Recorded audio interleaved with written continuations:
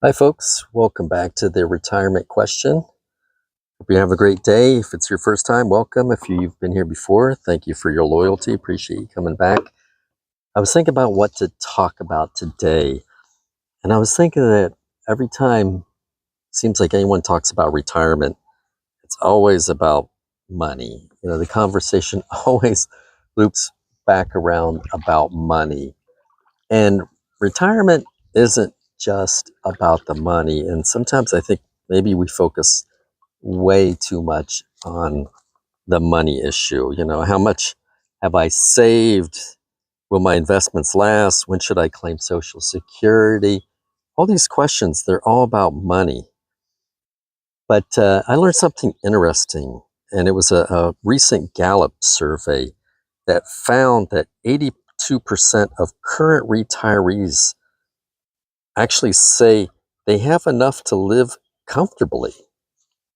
But then pre-retirees, this group here, 45% say that they're not going to have enough to live comfortably in retirement. So, in other words, many people approaching retirement are far more worried than retirees are about the money. So, once you retire, you may be worrying less about money. So, what will you be worrying about? Or maybe what should you be worrying about if it's not about the money? So, I guess some of the biggest challenges are the emotional costs of retirement. And that's what we're going to talk about today. So, retirement that almost nobody warns you about. So, this is the stuff beyond the money, beyond your silos of, mutual funds, 401ks, annuities, whatever you have, Bitcoin, if you have some Bitcoin. So the first part of it is the fear of making a mistake. And this is a big one. This is one that a lot of people struggle with, the fear of making a mistake about retirement. So, you shouldn't fear retirement. It's just another stage of our life, of our development. So, one reason people struggle with retirement is fear of running out of money, fear of making wrong decisions, fear of retiring too soon. And those fears, they feel real, and they are real. But Gallup recently found that less than half of non-retirees believe they'll have enough money to live comfortably in retirement, even though most retirees report that they do. So pre-retirees have this fear of not having enough or running out of money. And retirees, they seem to be doing just fine. They're not as stressed about money as those that haven't retired yet. So sometimes our expectations are actually worse than reality. That doesn't mean we shouldn't plan carefully.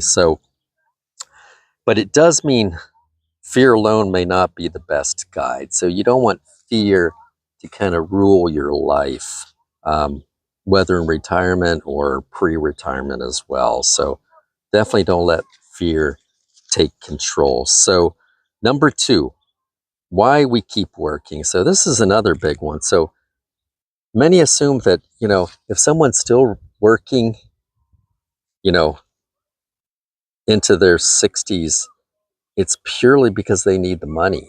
It's a financial thing, back to the money. But you know what? It's not always about the money. So, you know, just because someone's working in their 60s or even 70s, it doesn't mean it's about money and that they need money.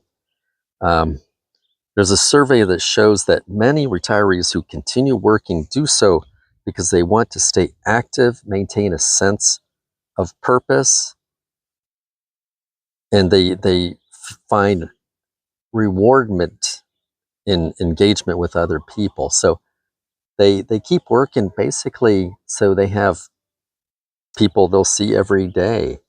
So it's not just for the work or the money, but it's that social interaction.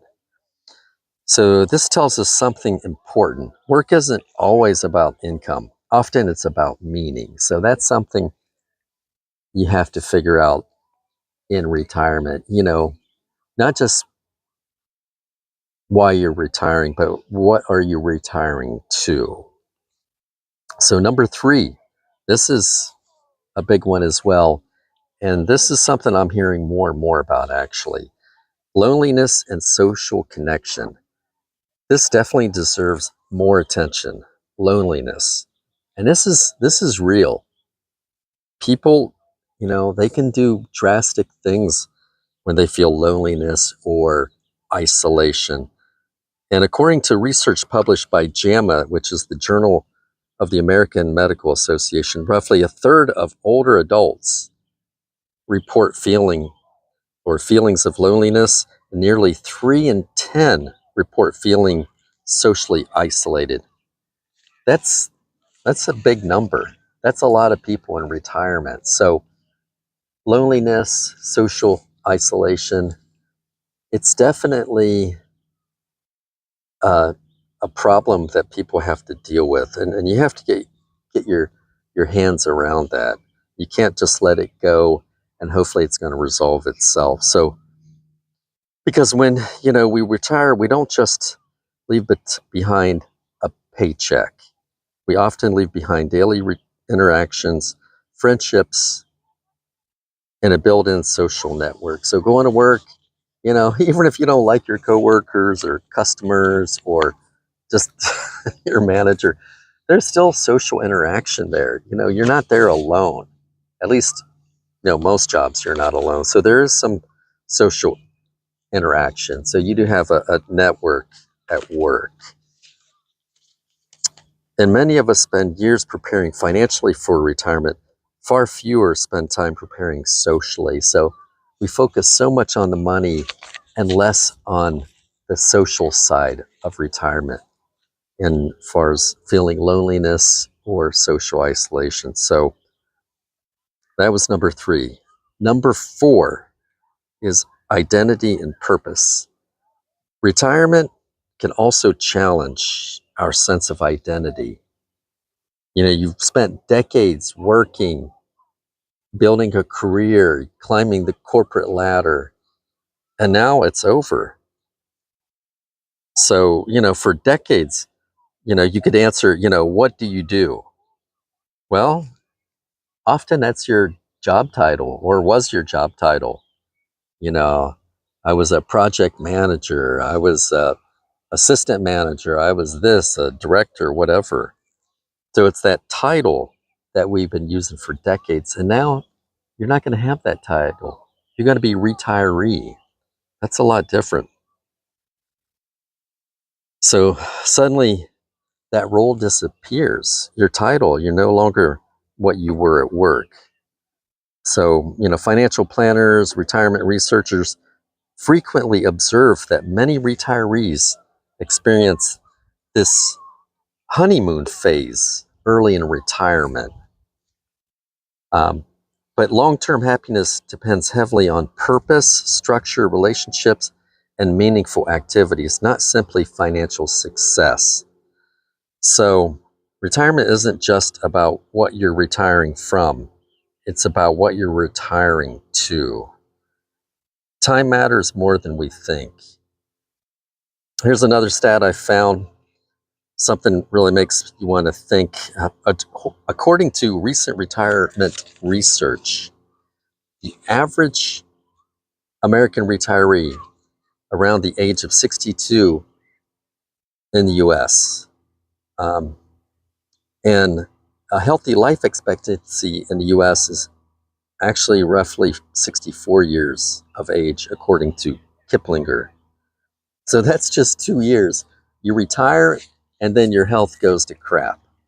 Well, not everybody, some people, they continue to have a good life and stay healthy and maintain their mobility, but not everybody. So many people remain active, healthy, well beyond that age of 64. But it does raise an important question. How many of our healthiest years Do we want to spend postponing things we've been dreaming about all this time? All these decades of work, you've been putting things off, not just things you want to do or places you want to visit, but your health, your family's health. So stop putting it off. This is your dream.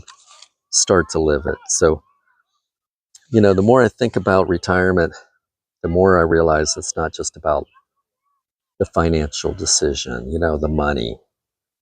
It's a life decision. The numbers matter for sure, but so does purpose, relationships, health, and your identity. And most of all, time. Time is not a commodity. You don't know how much you'll have, how long you'll be here, how healthy you'll be. So take advantage of the time you have. So those may be very things that determine whether you have a good retirement or not. So the sooner you figure out these questions, these 4 that I went over, the more fulfilling your retirement could be. So it's not just about that paycheck or that title you have. Now it's about figuring out what you are going to do and who you want to be in retirement. So that's what this video was about, taking care of yourself, and not just from a money aspect or point of view. So let me see. I was thinking in my next video, I'm going to talk about something similar, but more focused on retirees who are either thinking about living overseas or already overseas, maybe in Thailand, Vietnam, Philippines, and talk about some of the situations that they face. Could be loneliness, could be social isolation. So that's what I'm going to talk about in the next video. So if it's your first time, like I said, welcome. Glad you're here. Like I say, come for the content, stay for the show. And most days, this is where I like to be, on the water after work. Soon I'll probably be videotaping from other places, but for right now, I'm on the lake. And if you've been here before, welcome back. Please share your ideas, your thoughts, your experience as well, whether positive or challenges, and we can make this a better community, pre-retirement and in retirement. So if you like, please like and subscribe. Hope to see you again. Take care, everyone.